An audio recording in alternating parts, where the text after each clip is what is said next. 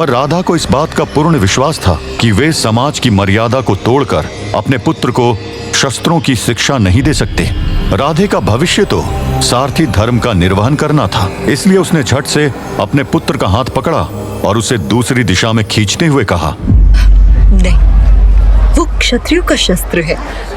तुम्हें यदि कुछ सीखना है तो घोड़े हाँकना सीखो। अपने पिता की भांति आखिर तुम्हें भी तो सारथी ही बनना है पुत्र। राधा की ये बात राधे को पसंद तो नहीं आई, पर अपनी माँ के स्वर में चिंता सुनकर वो चुप रह गया। पर सागर की लहरों को आखिर कब तक राधा अपने आंचल में संभाल कर रखती। एक न एक दिन तो उन लहरों को तट पार करना ही था। शायद यही कारण था कि जब अधिरथ ने अपने पुत्र को सारथी का काम, सारथी के कर्म और धर्म की शिक्षा देना आरंभ किया तो राधे का दिल वहां नहीं लगा और उसने विरोध कर दिया। उस दिन जब अधिरथ अपने पुत्र को रथ हाँकने की शिक्षा देने शाला लेकर गया, तब वहां कुछ सैनिक भी युद्ध अभ्यास कर रहे थे। रथ की कमान थामे राधे की दृष्टि तो सिर्फ सैनिक और उसके लक्ष्य पर थी। जैसे ही सैनिक ने बाण चलाया, वैसे ही राधे के हाथ से घोड़े की लगाम छूट गई। वो भागा हुआ उस सैनिक के पास पहुंचा। नहीं काका, ऐसे नहीं करते। जब आप तीर चलाएं तो दृष्टि सिर्फ अपने लक्ष्य पर रखें। अच्छा, अब तू सिखाएगा कि तीर कैसे चलाते हैं। एक सारथी पुत्र अब शस्त्र की शिक्षा देगा। हाँ, मैं तीर चलाना सिखाऊंगा, आज सीखूंगा भी। अच्छा, ये बात है। तो फिर ये पकड़ मेरा धनुष और चलाकर दिखा बाण। देखे, एक सूत पुत्र क्या लक्ष्य भी भेद सकता है।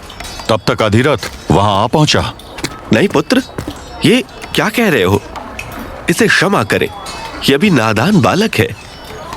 जाओ सारथी, अपने सूत पुत्र को यहाँ से लेकर जाओ।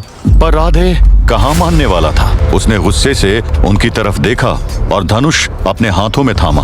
आंखें लक्ष्य पर, चेहरे पर दृढ़ संकल्प, मन में एक प्रण, और उसने बाण धनुष से छोड़ दिया। देखते ही देखते पवन की गति से उड़ता वो तीर जाकर अपने लक्ष्य को भेद गया।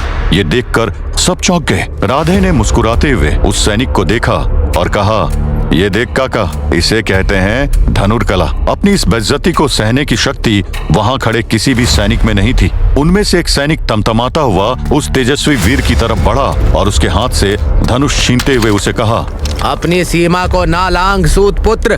तू एक सूत पुत्र है, तेरा काम रथ चलाना है। जाकर वही सीख।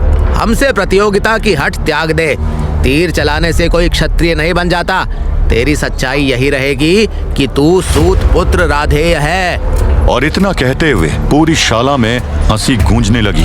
ये हंसी राधे के कानों को चुभ रही थी। ये उसके आत्मसम्मान का परिहास बना रहा था और राधे इस परिहास को नहीं संभाल सकता था। अपने पुत्र के इस परिहास को देखकर अधिरथ ने फौरन राधे का हाथ थामा और उसे घर की ओर ले चला। उस रात अधिरथ को नींद नहीं आई। वो लगातार करवटें बदलता रहा। राधा ने अपने पति की इस अधीरता को समझते हुए पूछा, क्या हुआ स्वामी, आप परेशान क्यों हैं?